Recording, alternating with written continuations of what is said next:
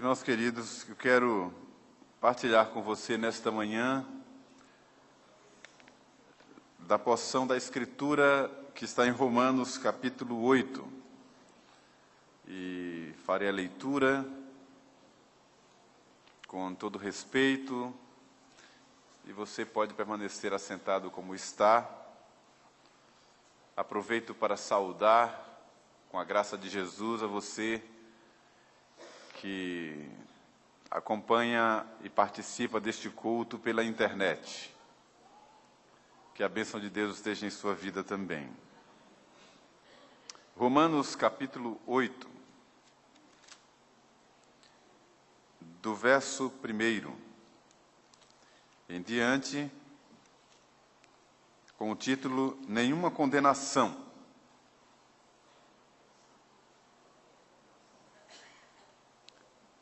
Diz assim a palavra do Senhor. Agora, pois, já nenhuma condenação há para os que estão em Cristo Jesus. Porque a lei do Espírito da vida, em Cristo Jesus, te livrou da lei do pecado e da morte. Porquanto o que fora impossível à lei, no que estava enferma pela carne, isso fez Deus enviando o seu próprio Filho em semelhança de carne pecaminosa e no tocante ao pecado. E com efeito condenou Deus na carne o pecado, a fim de que o preceito da lei se cumprisse em nós, que não andamos segundo a carne, mas segundo o Espírito. Porque os que se inclinam para a carne cogitam das coisas da carne, mas os que se inclinam para o Espírito, das coisas do Espírito. Porque o pendor da carne dá para a morte, mas o do Espírito para a vida e paz.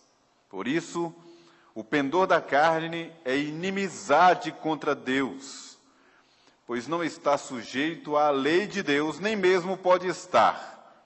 Portanto, os que estão na carne não podem agradar a Deus. Vós, porém, não estáis na carne, mas no Espírito, se de fato o Espírito de Deus habita em vós. E se alguém não tem o Espírito de Cristo, esse tal não é dele. Se, porém, Cristo está em vós, o corpo, na verdade, está morto por causa do pecado, mas o Espírito é vida por causa da justiça. Se habita em vós o Espírito daquele que ressuscitou a Jesus dentre os mortos, esse mesmo que ressuscitou a Jesus Cristo dentre os mortos, vivificará também o vosso corpo mortal, por meio do Espírito que em vós habita. Amém.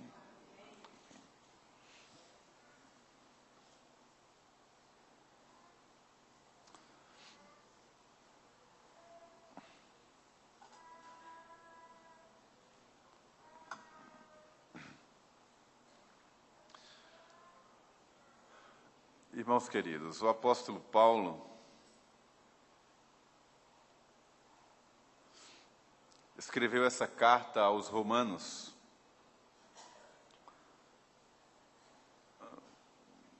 o que se tornou, na verdade, um tratado teológico profundo, uma carta testamentária, um alimento assim tão sólido que se tornou base para a consulta de outras igrejas também da Ásia. O mesmo Paulo escreveu aos Coríntios e disse que teve vontade também de dar alimento sólido a eles, mas não o fez porque eles ainda eram crianças espirituais e não poderiam suportar doutrina tão sólida, ensinamentos tão profundos. É, por exemplo, na carta aos Romanos, essa que li, que Paulo escreve com clareza, com fluência, a respeito, por exemplo, da predestinação, da eleição. Coisa que ele omite em outras cartas, não toca no assunto, senão aos Efésios, mesmo assim de uma forma bem limitada, bem restrita, ele apenas faz uma citação no capítulo 1, dizendo que nós fomos predestinados antes da fundação do mundo, nele, apenas faz essa citação e não expõe, não explica, não aprofunda o tema, escrevendo aos Efésios, e só. Mas aos Romanos, ele faz um tratado a respeito da predestinação, no capítulo 9, e fala da eleição, e fala de algo muito grave, que ele não cita em outras cartas, que é a questão do destino final dos judeus, como nação eleita. E assim ele vai, na carta aos Romanos, falando sobre temas muito profundos, significativos, difíceis de entender, coisas muito solenes mesmo. Um outro detalhe sobre essa carta testamentária, ou essa carta doutrinária, teológica, é que a gente lendo a carta aos Romanos e lendo outras cartas, a gente até fica pensando se foi o mesmo Paulo quem escreveu. É claro que foi, e ele assina as cartas.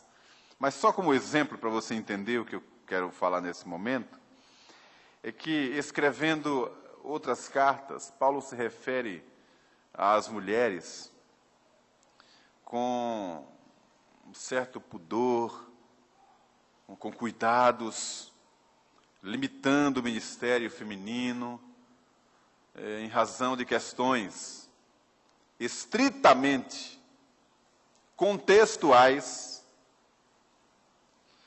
e chega a dizer a Timóteo para tomar cuidado com certas classes de pessoas, e alguns cuidados especiais com respeito às mulheres, que algumas delas deveriam se limitar ao ministério feminino da condução da casa e da criação dos filhos, e que deveriam aprender em casa com o marido e não falar na igreja.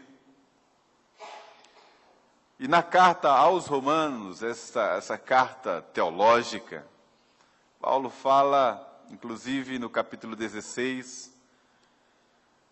exaltando o ministério feminino, dando graças a Deus pelo ministério feminino.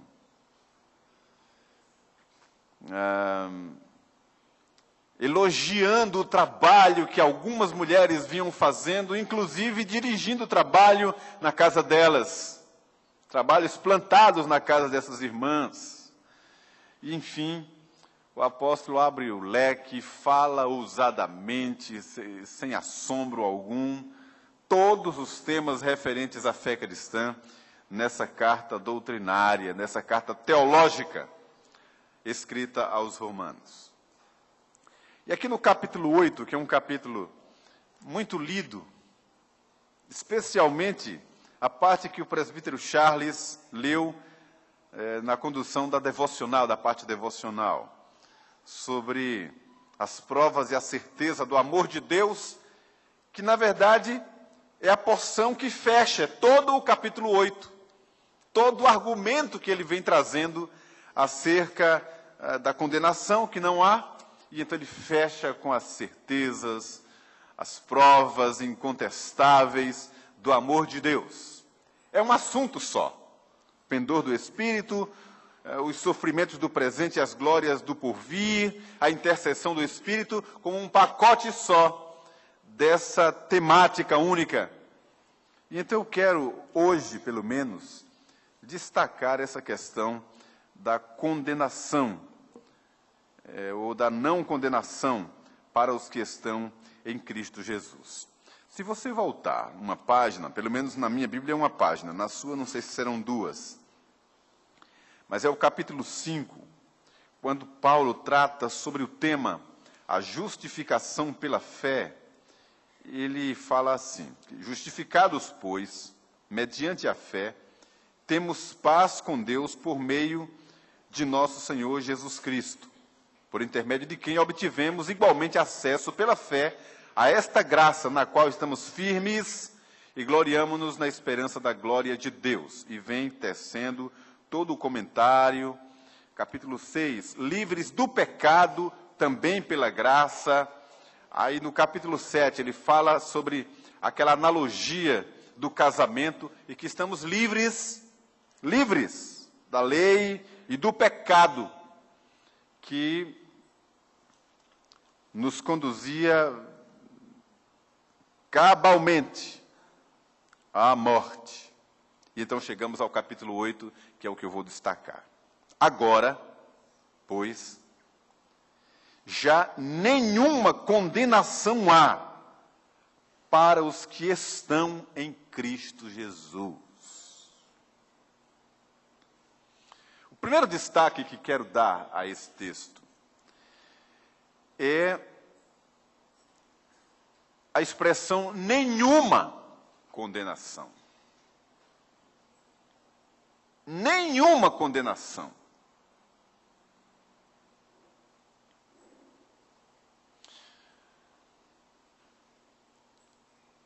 Durante muitos anos, o tempo do evangelicalismo no Brasil, as igrejas evangélicas aqui plantadas, e como até hoje, há uma disputa teológica entre arminianos e calvinistas. Duas igrejas irmãs, plantadas com diferença pouca de tempo, de data, mas que são referências históricas aqui no Brasil, divergiram e divergem até hoje sobre essa ideia que vou repartir nesse ponto específico. Calvinistas e arminianos historicamente divergiram sobre a certeza da salvação.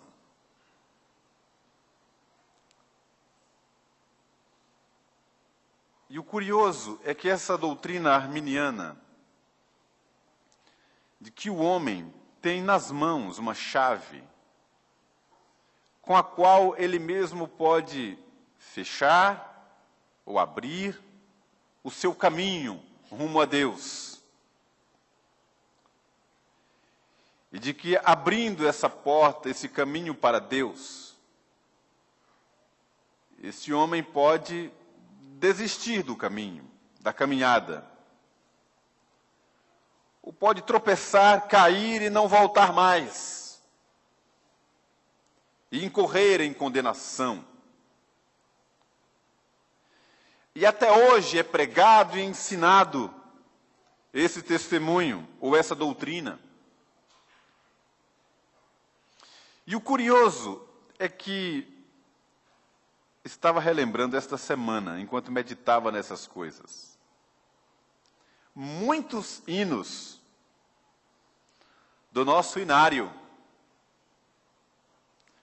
presbiteriano, hinos compostos, muitos deles, por um casal querido, amado, muito crente, Sarah e Robert Calley.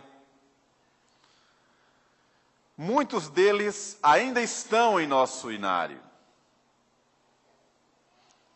Alguns poucos já foram retirados ou modificados para não colidirem com o que o calvinismo ensina.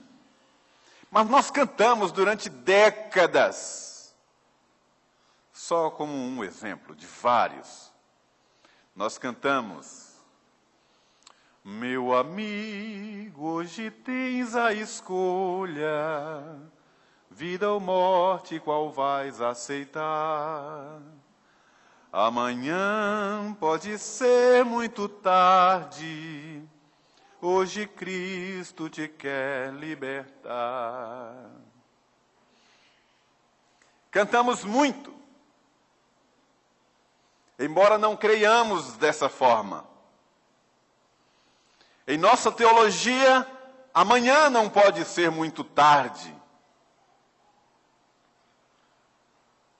O hoje é o tempo de Deus, mas para os eleitos nunca será tarde. Não haverá o tarde para o eleito, porque haverá sempre o tempo de Deus e uma obra misteriosa, silenciosa, eterna, invencível, que não mudará. O que nós encontramos na Escritura é o contrário do que nós cantamos décadas. O que nós encontramos na Escritura é que o próprio Cristo disse: Pai, dos que me deste, nenhum se perdeu, exceto o filho da perdição, para que se cumprisse a Escritura. Logo, não pode haver o muito tarde para alguém que vai escolher receber Jesus, abraçá-lo ou não. Essa escolha não é do homem. Nós cremos assim, mas cantamos tantas coisas de forma diferente durante décadas. E o arminianismo, dentro da sua composição doutrinária, afirmava e afirma, e muitos hoje se firmam ainda nessa verdade, de que mesmo a pessoa que conhece a verdade, que conhece a palavra, e em um certo tempo da sua vida recebe Jesus como seu Senhor e Salvador, e passa a viver para Ele, e de repente tropeça e cai. Tropeça e cai. E não volta mais. Morre na incredulidade, morre na desobediência, e então, naturalmente, está condenado à morte eterna. E os defensores dessa teologia, ou dessa ideia doutrinal, tomam como base, por exemplo, a carta aos Hebreus, que afirma que aqueles que um dia ouviram a palavra da verdade,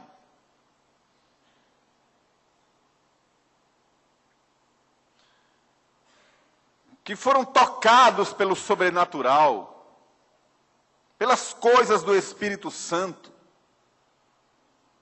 pelos poderes do mundo vindouro, e caíram, é impossível renová-los para arrependimento, porque estariam, uma vez mais, crucificando o Senhor. E então os defensores dessa doutrina da queda e da condenação daqueles que receberam Jesus interpretam essa passagem como sendo alguém que arrependeu-se, recebeu Jesus, foram participantes das coisas do Espírito Santo, provaram dos poderes do mundo vindouro como salvos, e tropeçaram, caíram, voltaram para o pecado, morreram no pecado, morreram na incredulidade e estão condenados.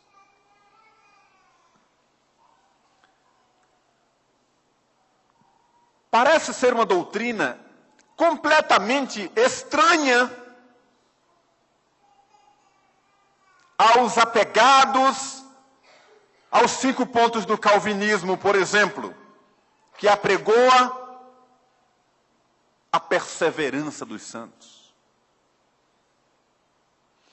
Mas eu não sei se você sabe que mesmo dentro da Igreja Presbiteriana do Brasil, a nossa amada igreja, existem correntes doutrinárias estranhas a todo o conteúdo que é a base da nossa fé. Existe um grupo que se extremou para o pentecostalismo. E hoje chega a ser um grupo neopentecostal dentro da nossa igreja. E um outro grupo que se extremou para outra banda, para o outro lado do pêndulo.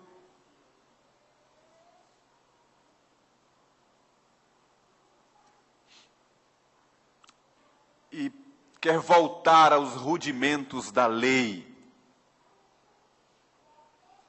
os preceitos literais da lei de Moisés, ignorando a graça. Trazendo de volta um peso que Cristo carregou.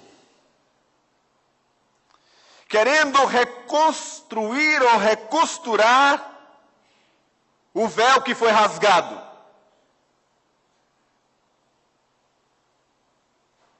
Fazendo o povo entender que há uma culpa latente e presente e inalterada sobre cada um de nós, e uma culpa que não se apaga, e um pecado que não vai embora, e algo que nós não podemos pagar e que está sempre sobre nós.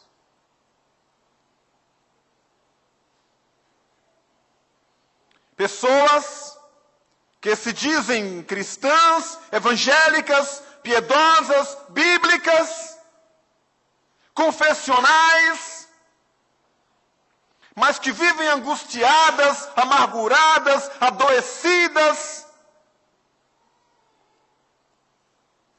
pela culpa do pecado que não as abandona momento algum, e a palavra que lhes vem à boca sempre em oração é de que não passam de trapos de imundícia diante de Deus, um verme imprestável, desculpa, pior que...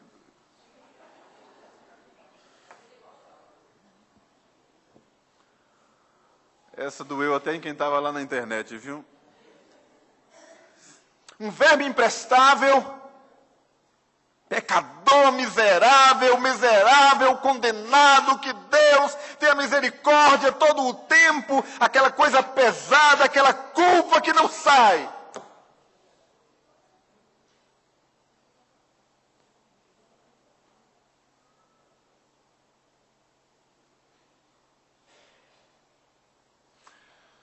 Eu quero dizer em primeiro lugar,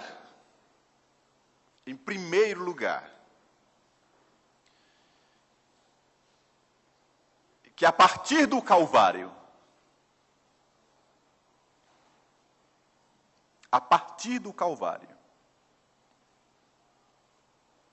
aqueles que receberam o selo,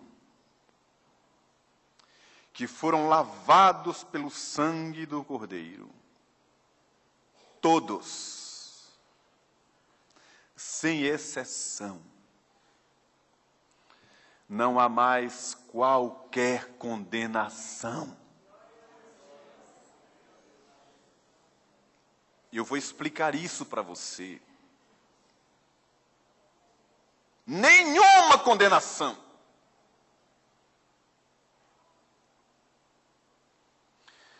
O que a teologia sistemática da nossa confissão de fé explica é que esse é o efeito da justificação, que foi o capítulo 5 que fiz referência. O que é a justificação que nos livra da condenação?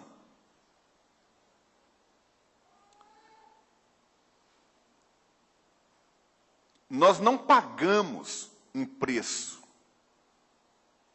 Nós não cumprimos etapas. Nós não satisfizemos a vontade de Deus e a sua justiça. Porque, segundo a Escritura, isso é impossível. O que é que Deus fez? Pagou todo o preço. E através de Jesus, ele nos justificou. A justificação é a isenção de culpa do pecado original. Não ficou resquício. Não ficou sequela. Não há pendência alguma. Mesmo nós, hoje, ainda na condição de frágeis e de pecadores, hoje, se o Senhor Jesus, agora, às 10h10 do dia de hoje, como nós somos, como estamos, se soar a trombeta de Deus, descerem os anjos com o Senhor Jesus, agora mesmo nós seremos transformados, iremos para a glória dos céus, sem pendência alguma, não devemos mais nada ao inferno, porque não há mais condenação aos que estão em Cristo Jesus, nenhuma. Não precisaremos passar por purgatório nenhum, porque não há purgatório, nem limbos, nem qualquer outro estágio para a purificação da nossa alma, ela já foi purificada.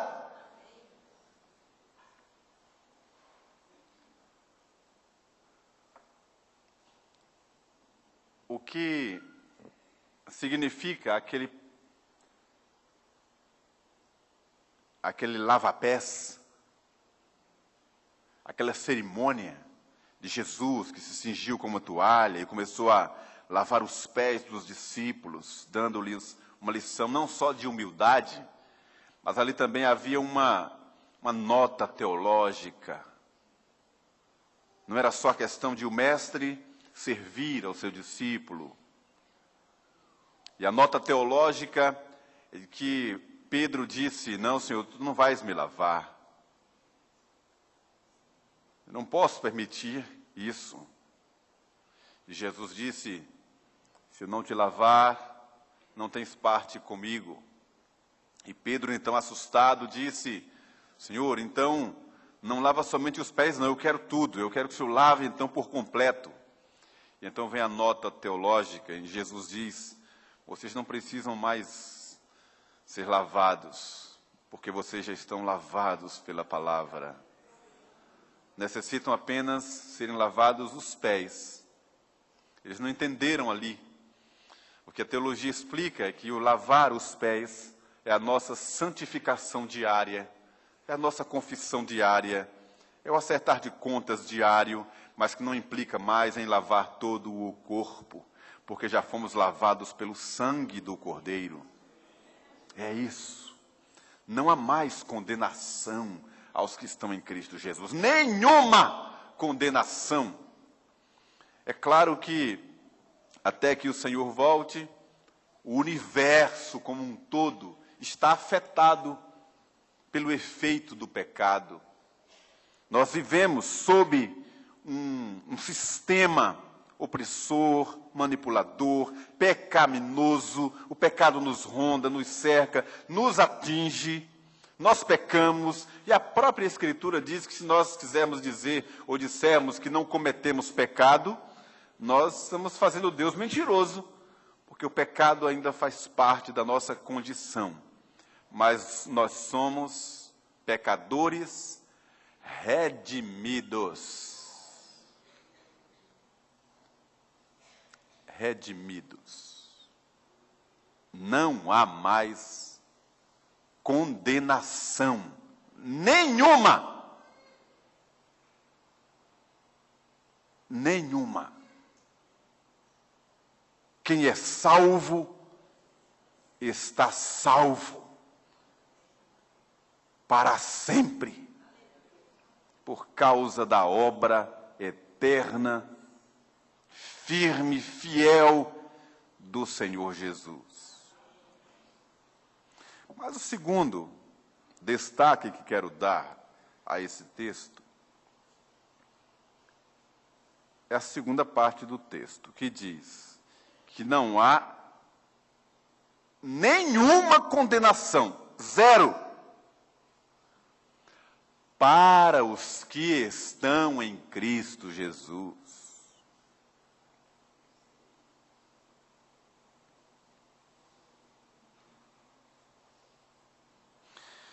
E aí você vai para a teologia paulina.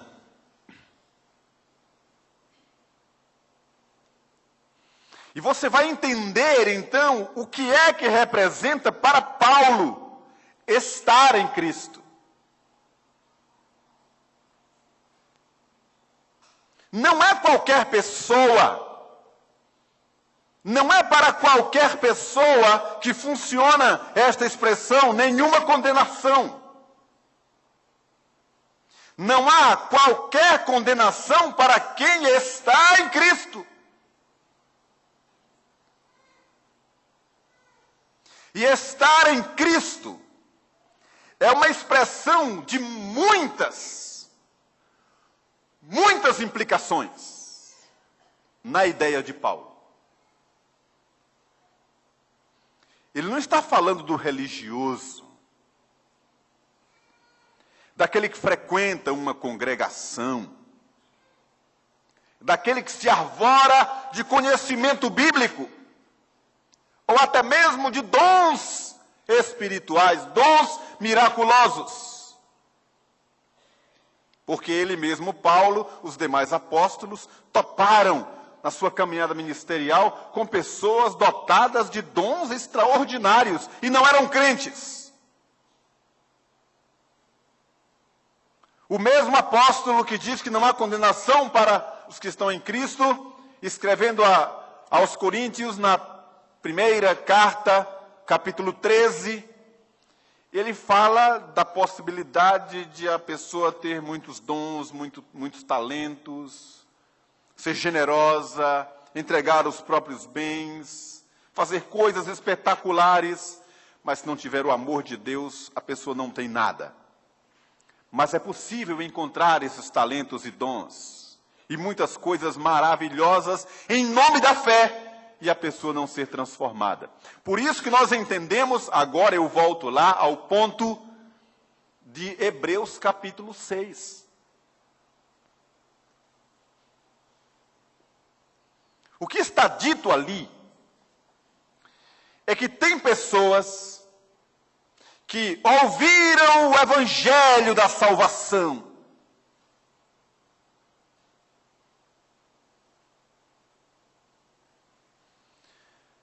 provaram da boa palavra de Deus, leram a Bíblia, conhecem a Bíblia toda,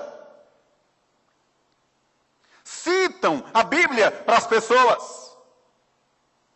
Conheço várias assim, que conhecem mais versículos bíblicos, textos bíblicos, histórias bíblicas, doutrina bíblica, mais do que muitos de nós aqui, e não são crentes.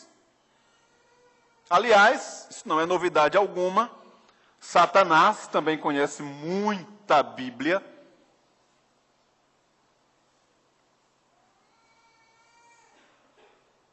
crê em Deus e treme, mas não faz a menor diferença. E voltando ao texto, pessoas que conhecem a palavra de Deus, foram participantes do Espírito Santo, ou do ambiente espiritual, de uma igreja, receberam uma oração, fecharam seus olhos, oraram,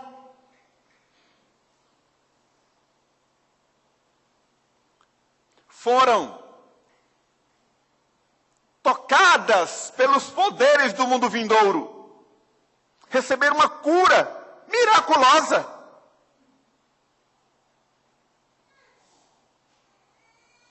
Mas caíram e não podem ser renovadas para arrependimento, porque não têm em si mesmas a divina semente. Foram apenas participantes. Uma coisa é alguém ser participante das coisas espirituais. Outra coisa é a pessoa ter o Espírito Santo como sua morada. É muito diferente.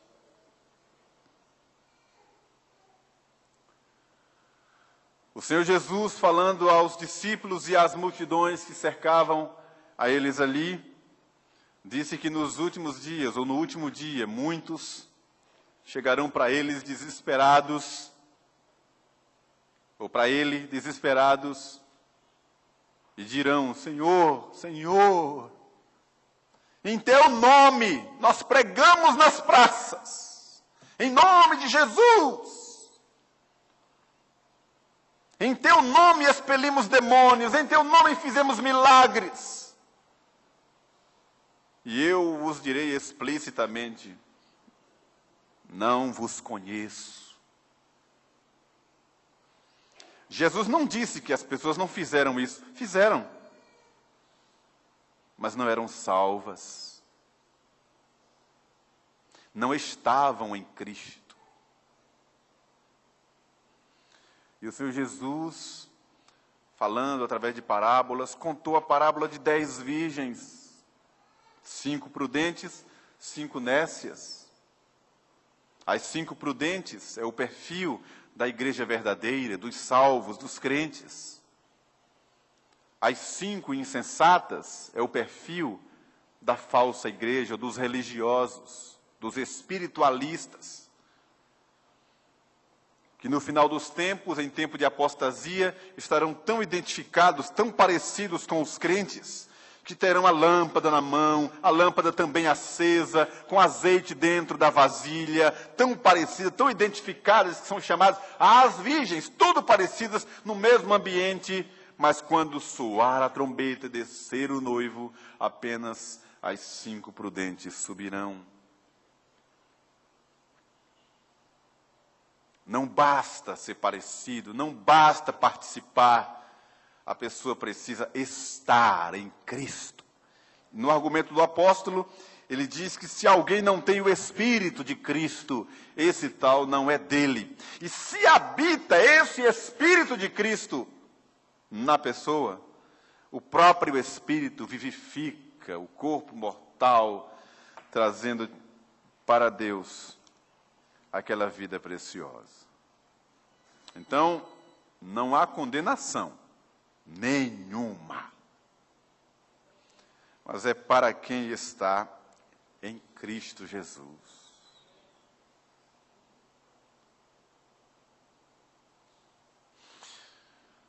Querido irmão, você se escandalizaria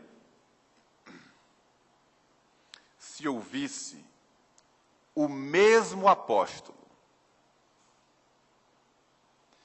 que escreveu essas palavras, dizendo emocionado que não há condenação nenhuma para os que estão em Cristo. E depois escreve dizendo que nem a morte, nem a vida, nem os anjos, nem os principados, nem a altura, nem a profundidade, nem poder, nada poderá nos separar do amor de Deus que está em Cristo Jesus. O mesmo apóstolo escreve aos Gálatas e manda os crentes investigarem a si mesmos se realmente eles estavam na fé. Investiguem se vocês realmente estão na fé. Sabe por que isso? Eu fiquei impressionado. Olha, visitando a igreja, conversando com as pessoas, que a gente descobre quem são as pessoas, qual o nível de conhecimento que têm, a vida que levam com Cristo, porque no meio da congregação todos somos rigorosamente iguais. Estou olhando aqui um rebanho, um grupo totalmente parelha. Mas, visitando algumas pessoas, as perguntas que são feitas na intimidade da casa, na intimidade do gabinete, são perguntas tão infantis, tão pobres de conhecimento. E eu descobri que muitas pessoas, hoje, não tem certeza da salvação. E tem medo de morrer. E não é um medo de morrer por causa dos parentes que vão ficar, como é que vão ficar os parentes. Não. Medo de morrer por não terem a segurança sobre a vida eterna.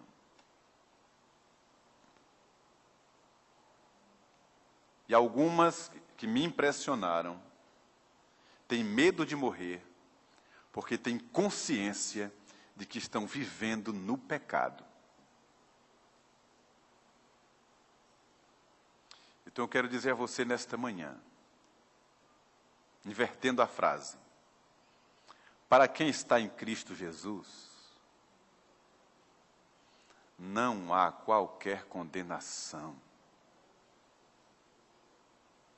Não entra mais em juízo, mas já passou da morte para a vida.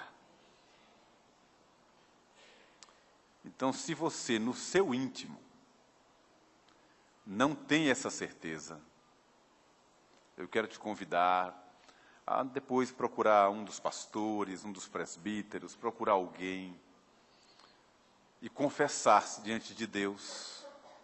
Quem sabe até tomar a decisão de convidar a Jesus para entrar no seu coração. Quem sabe até mesmo depois de você, precipitadamente, inconscientemente, até já ter se batizado, dado a sua pública profissão de fé. Porque eu já conheci pastores, presbíteros, eu já vi irem à frente de um culto, chorando, declarando receber ali Jesus como seu Salvador. Porque existem pastores que ainda não são crentes. Existem pessoas de cabeça branca na igreja, antigas na igreja, que não são crentes. Que têm medo da morte. Que não conhecem a vida eterna. Que não têm paz com Deus. E que vivem angustiadas com medo da condenação.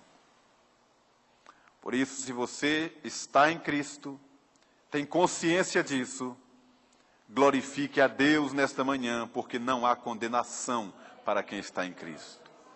Mas se você tem dúvida, hoje mesmo, dobre-se diante de Deus em lágrimas e convide Jesus para entrar no seu coração. E que Ele aplique essa porção lida, explicada, ao seu coração e ao meu. Quem sabe você está em casa até chocado com essa palavra, mas que onde chegar o testemunho dessa verdade, o Senhor o aplique em nossos corações.